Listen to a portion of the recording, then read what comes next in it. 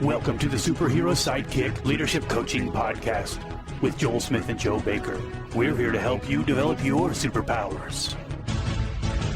This is the Superhero Sidekick Coaching Podcast. I'm Joel Smith. I'm Joe Baker. We're not here to be the superhero. We just want to be your sidekick and help you along in building your business, building your not-for-profit.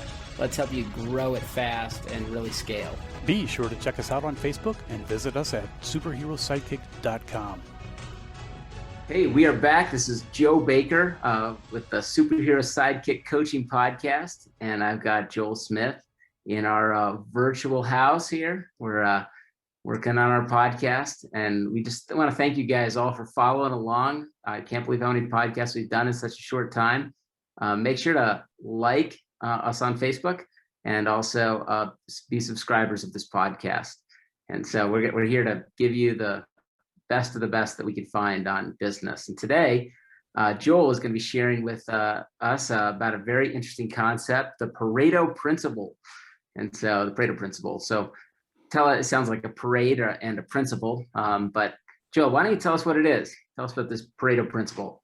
Yeah. Thanks, Joe. So I'm pretty excited about this. I use the Pareto Principle as kind of a foundation for a lot of the training that I do in our leadership academy. And the 80-20 rule is another name for the Pareto Principle as well. And some of you may have heard of the 80-20 rule, and we're going to kind of dig into that a little bit more. But first of all, I'll give you an idea of kind of where it came from. So there was this gentleman, this Italian guy, more than 100 years ago, maybe 150 years ago. His name was Vilfredo Pareto.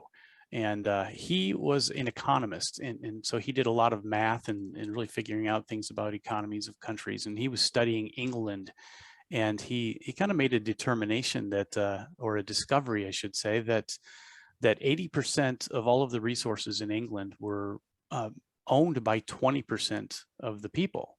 And so he thought that was, seemed a little bit odd. And so he started studying other countries and found that this was indeed true for most every country, including third world countries, first world countries. It didn't really seem to matter the economic status. There was just this overarching principle that seemed to be there. And so he capitalized on that and learned a few things about his garden as well. Learned that 80% of his certain kind of vegetable grew from 20% of the seeds, and some different things, and started realizing it was a little bit more universal than just economics. But that's the beginning of it. And since then, there's been other people that have come around and really taken this idea and applied it to other areas of life. And truly, Joe, I guess if there's one message I want to give about this is the 80-20 principle it's just not a math thing. It's a universal principle that kind of applies in all areas of life. And it's not an exact principle. So when we say 80-20, it doesn't mean that it's always exactly 80-20. It could be 90-10, it could be 70-30, it could be 87-13, Yep. It could be whatever. So it's really more of a principle than it is an exact equation, I guess I should say. But I want to give you some examples of other areas where the 80-20 rule applies. So, 80% of your results come from 20% of your tasks. And that's kind of what Vilfredo Pareto said too. His main quote was, "For many events, roughly 80% of the effects come from 20% of the causes." So it also means that 20% of your employees are responsible for 80% of the results. Yep. We've seen that before. You've got some hyper productive people, and maybe it's not even that they're harder workers. Maybe it's that they're just doing things that multiply effects more than other people. When you work, your work can be multiplied, or it can be addition. And so some people are multipliers and some people are adders. 80% of your problems come from 20% of your staff. Yep. 20% of the criminals commit 80% of the crimes, right? And I don't know how perfectly accurate that is, but it's still part of the principle. 20% of drivers cause 80% of all accidents, or 80%. Or 20% of companies' product represent 80% of sales. 80% of your profits come from 20% of your customers, or 20% of your clothes in your closet you wear 80% of the time. Now, would you have ever thought of that, Joe? But it's probably true, don't you think? Yeah. So the question is how self-fulfilling is this? Like, so if you're thinking, okay, I got these staff. If we were to take it right here and say, I got these staff, and 20% of them are doing 80% of the work, let's just say, I should get rid of the other 80% of them. So you get rid of the other 80% of them, and then does that mean that the new staff kind of change and fulfill the 20-80 rule, or do you have the Yeah.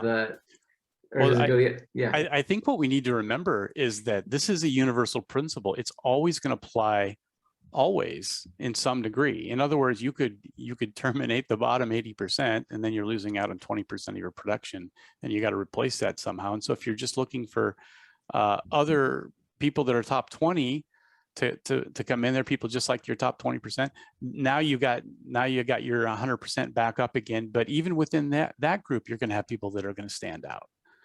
And so, think of like a 1,000, maybe you're ranking horses, that race, horses that race, maybe you're looking at that. And so you think, okay, there's going to be about 200 of them that are going to stand out from the rest. So then you focus on those 200, and even out of those 200, you're going to have about 20% of those that are going to stand out. And then you focus on that 20%, and there's even going to be a 20% there. It's kind of like when you think about sports, you got high school football players, and only a smaller percentage are really going to go on to college. And then in college, you've got all of these college football players, and then there's only a handful of those that are going to move on to become professionals. And then even the professionals, you've got just a handful of those. 20% of the players in the NFL make, they make 80% of the salary because they're the superstars. They're the ones that stand out within that league, right? And so the 80-20 principle really is going to apply everywhere. It's going to apply in every classroom, in every factory, in every retail store. It's going to apply everywhere because you can't escape it. You're always going to have a spectrum of people from top to bottom that are going to have differing results based on who they are and what they achieve. Now, you can really focus towards those top 20, and then you're going to have the best. You're going to have you're going to have the best of the business. You'll be a top 20 business then, if you can consist of more top 20 people. So but it's pretty interesting though, isn't it? Well, I guess really the point is, as I'm listening to you, the point is that we don't distribute our attention, energy, emotions, money equally. We don't want to, when it comes to business, you don't want to look at, you're like, let's just look at the garden. You don't want to distribute your attention equally. If you distribute your attention, your full attention, your full resources equally, you're not going to have the same result as focusing on the top 20. Yeah, that's right. That's where you have the great result. And that's one of the lies we believe too. You might see 100 people on the street, and some of them might be a lot wealthier than the others. And so you might think, wow, we've got to make sure that doesn't happen. Mm-hmm. But the truth is, the Pareto Principle says it can't not happen. You're always going to have that. And so what you're talking about is how you distribute your attention, how you make your priorities, how do you distribute your finances maybe, or whatever it is. And that's true, but you have to be able to trust that principle is true and not fall into the trap that we have to try to make everything equal. Because when you have 10 tasks on your to-do list, not everything is equal. There's going to be a couple things that's just a lot more important. It's going to produce a lot more than the other ones on your list. There are, out of all of the people in your life, there are some people that are going to need your attention a lot more than many of the others. Your responsibilities are going to be greater with some people than other people. So you can't just distribute yourself and your resources and your attention equally amongst everybody. Otherwise, you'll just fall off because the most important things won't get the attention that they need. Yeah, when it comes to fundraising, when you're raising money, it's really, this is so true. And any kind of fundraising banquet or event, the money comes between 5% and 20% of the people in the room. So if you have 100 people in the room, 80% of the money is going to come from between 5% to 20% of the people in the room. And so when we're developing people, we need to think about that. Like, we need to really focus on those top 80 or top 20%. And then we need to build systems that automate and really care for the 80%, because Yeah. the 80% are, they're not like ready to die for you yet. They're just there that they want to have, like, give a little bit, and, know that you care about them, and know that they have a place. But then there's this other 20% that want to be deeply involved. And those are the people that are going to put you in their will. Those are the people that, if you really get them charged up, they'll consolidate their giving and really focus it on you. And so it's a rule where we want to focus on that 20% and develop that 20%. It's like, we want to focus on the leaders in our organization and develop those leaders in our organization. Yeah, that's right. I want to look at like a couple of Bible verses here too that are biblical principles that will kind of help illustrate this a little bit too. And then after that I want to focus on using the 80-20 to what we become, not just how we allocate our resources. But so the first scripture is Matthew 7:13 and 14. Enter through the narrow gate, for wide is the gate and broad is the road that leads to destruction, and many enter through it. But small is the gate and narrow the road that leads to life, and only a few find it. So if you think about this, there's this narrow path, and then there's this broad path. And what this is saying is that the broad path that's the one that's easier to take because everyone else is taking it. It's the one that you probably don't have to work as hard to go down that path. You feel maybe safer because everybody else is doing it, and there's comfort in numbers. And then it just looks more appealing because it looks simpler too. And then you got this narrow gate, and of course a narrow path doesn't ever seem as safe. I mean, it's like, I'm sure, Joe, you being a rock climber, you've probably had narrow paths on a mountain and wide paths, and you've probably had to make this decision lots of times. The narrow path will get me there, quicker and better. The wide path looks good, but it might kill me. You never know. But well, actually, the wide path is for the rollerbladers. The narrow path is what gets you to the top of the mountain. Yeah, so that's right. Yeah, and but it's deceptive too. Like in this scripture here, it says, "Small is the gate and narrow is the road that leads to life, and only a few find it." So we're talking about that top 20%. And another way to look at the Pareto Principle too is there's a term called the trivial many and the vital few. So the trivial many would be the trivial many, the ones that really go through life and don't make much of a difference. They just kind of coast through, and they never really stand out. And then the vital few, these are the people that refuse to stay with the pack and do as little as they have to, and they insist on doing as much as they can. And usually the vital few, their focus is on the trivial many to help them, to be a light for them and help them. Oftentimes the vital few are really trying to work with the trivial many, helping them to come up to the rock that they're on. And so but yeah, it's pretty interesting how the narrow gate is not the most appealing, but it's the one that gets you where you need to go. And I think in business it's that way too.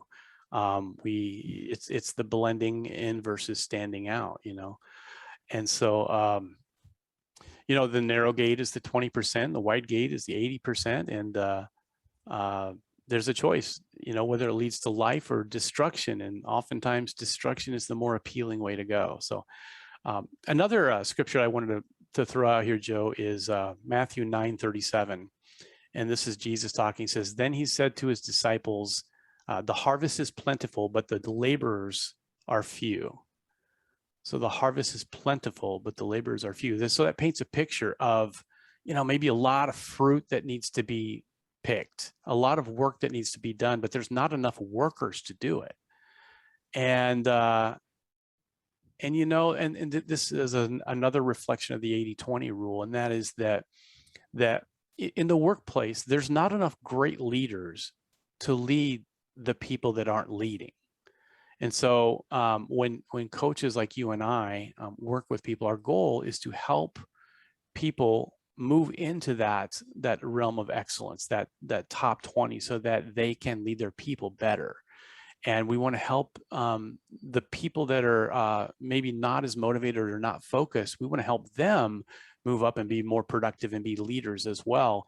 And so because there's so much fruit, we need more fruit pickers. We need people to go and do the labor of helping other people. So yeah, and I think about it. So like the resources that we have are our money, our energy, our time, our creativity, and our emotion. yep. Those are the things we have to distribute, whether it's to our family or to our business or to our garden. Those are the things that we can put into it. And we've got to, it's like we really want to think carefully about how we redistribute those. Yeah, no doubt, no doubt.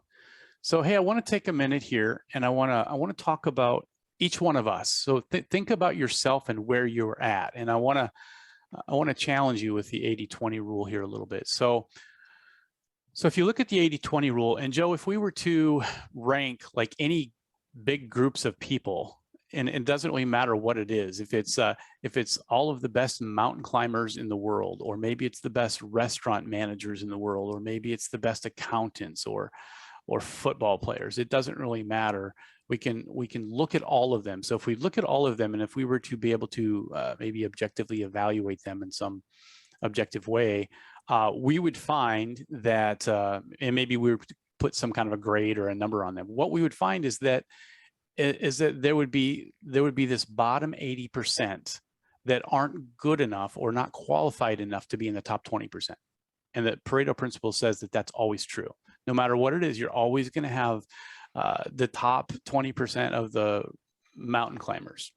And if you did this all objectively, you could actually just figure out who the top 20% are based on, sports does that, by your record. It's really the problem with socialism, because the socialism, evaluates everybody that, it's like we should just redistribute everything equally. Yeah, yep.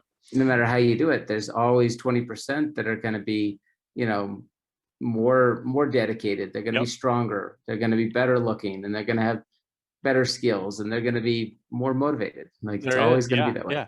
So let's keep talking about that then. So you're right, Joe. There's always going to be those people. So I'm going to, just for the sake of helping to teach what this principle means, I'm going to put a label on those people and call them the exceptional crowd. Okay. So the top 20, we're going to call them exceptional. These are people that high focused, high reward, high effect on other people, right?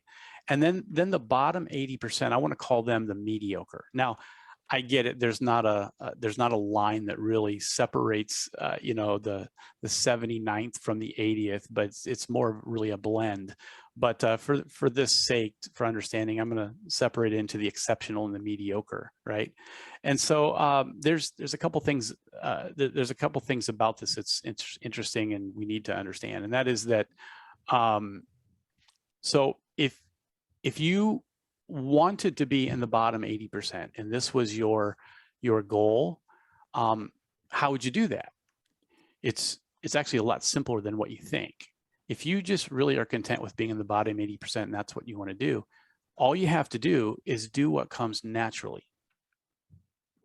And pretty much everything you do, you just do what comes naturally. So if somebody ticks you off, you just react however you would react naturally. If you have a problem to solve, you just react the way that you would normally react. That's what the bottom 80% of people do. And there's a lot of, and you could kind of call it living on autopilot. You just kind of work, and when a problem comes up, you solve it the way you've always solved it in the past. You just kind of do whatever you learned, and it's really easy. Don't you think? Isn't that the wide path? Isn't that the wide road that we're talking about in the narrow gate? Because it's easiest. It's just the easy way. Yeah. The wide path is always the easy path. Yeah, always the easy path, because everybody else is doing it, and you just feel better when other people do it. Because if I screw up, at least I'm going to screw up with a bunch of other people, and they won't judge me. It's paved. It has like little benches to take rests. There's lots of people around. Like, it's not rocky. It's not difficult. There's certainly no ropes or rock climbing involved. It's the Yeah, narrow path it's that not takes you to nearly the as edge. challenging because the narrow road is probably steeper. It's probably more chances of falling off one or the sides or whatever. But yeah, definitely safer. And so now let's look at the top 20%, the exceptional. So what we know, Joe, what you and I know about exceptional people, because we've met and worked with and interviewed a lot of exceptional people, is that the way that they go about things is not natural. Joe, when I look at you, you last week, you and your son were out on the side of this big cliff, and that's just not natural. You know what natural is? Sitting in your comfy chair watching TV. Yep. That's natural. But climbing a rock to teach your child some great principles, that's just not natural. I got a friend that was in the Olympics wrestling, and he talked about his routine, daily routine, waking up in the morning and going for a quick 5-mile run warm up, and then eating this green shakes and protein stuff, and then going to practice for 2 hours, and then class, and coming back in 2 more hours. It's like, that is just not natural. But if you're going to be great at something, exceptional at something, you're not going to do what everybody else does. You're going to follow some kind of a recipe that you've learned or that other exceptional people have laid out for you, always. Yeah, it's always the comfortable route, is the one that feels like, oh yeah, this is the path I want to take. People always want that path. They want that nice, easy, it doesn't cost a lot path, it's like they always want, another place that I see it too is that people always want the deal. They always want the best deal, and we as we're starting to do this thing with our vacation rentals. Our vacation rental business has grown so much that now we're arbitraging other properties, where we use properties that people will just basically lease to us, and then we're the ones that vacation rental them, and then we just decided, like, say, hey, what if we went into the market of offering people who are already in the vacation rental business to actually just manage their property? So we're looking into that. Problem with that is people say, well, I want the cheapest that there is. Like, they say, well, this is what we charge to do what we do, and we're the best at it. And they're like, no, I want the cheapest there is. And it's like, well, a deal is more about what you get than what you pay, And so you may get, anybody can give you the cheapest. There's another company in town that gives you the cheapest, and they have like teenagers that answer the phone for your customers. They have cut corners everywhere to make it the cheapest. Yeah. And so in a lot of ways, like, it's, the cheapest is usually part of that, wide way. Yeah. It's like, that's a great point, Joe. That's true. We have a kind of a motto in our company, in our leadership, where we talk about how there's two kinds of people. And of course, we're talking about the exceptional and the mediocre. They're the people that do as little as they have to. And then there's the people that do as much as they can. mm-hmm. And, it's interesting because the people that do as much as they can, they don't stop at what's required. They'll go above what's required because they know that everything that they do above what's required is adding value and making them a magnet, right? So when you come across a worker or a person that goes above and beyond, that's the person you want to hire, isn't it? Because they're just going to keep doing it. And that person that goes above and beyond, they're always going to be able to raise their value. They're always going to be worth more because people will always be wanting to give them raises to keep them. Otherwise, someone else will pay them more money to go somewhere else. And so as they keep raising their value, their worth keeps going up. But the problem on the flip side, though, when you get down below that line and people are doing as little as they have to, maybe the expectation is that they produce 10 units and they think, well, if I produce 8 units, that'll probably be good enough. That'll be pretty good. It's not far away from 10, and maybe I'll just do 8 and see if I can keep my job. And the problem with that is those people aren't adding value to anything. They're actually harming value. If you're making, $20 an hour, but you're only worth $15 an hour, you're costing your company money. Yep. You're getting paid $20 an hour and you're producing at a $25 hour rate. You're doing a great thing for your company, and your company's going to reinvest in you. Even if you're making $20 an hour and or you're personally making $20 an hour and you're making your company $25 an hour, you're losing money. So it's you need this. I mean, people need to significantly have a multiple on themselves to really be profitable for their company. Yeah, that's right. We those talked are the about people that that before. excel. Yeah, how some people multiply their their worth. If you are, for instance, that's what leadership does. If you don't have leadership and you are just doing a task, the best you can do is bring somebody else in like you, and you're going to be able to do twice the task or twice the production. You bring another person like you in, and now you're doing 3 times the amount.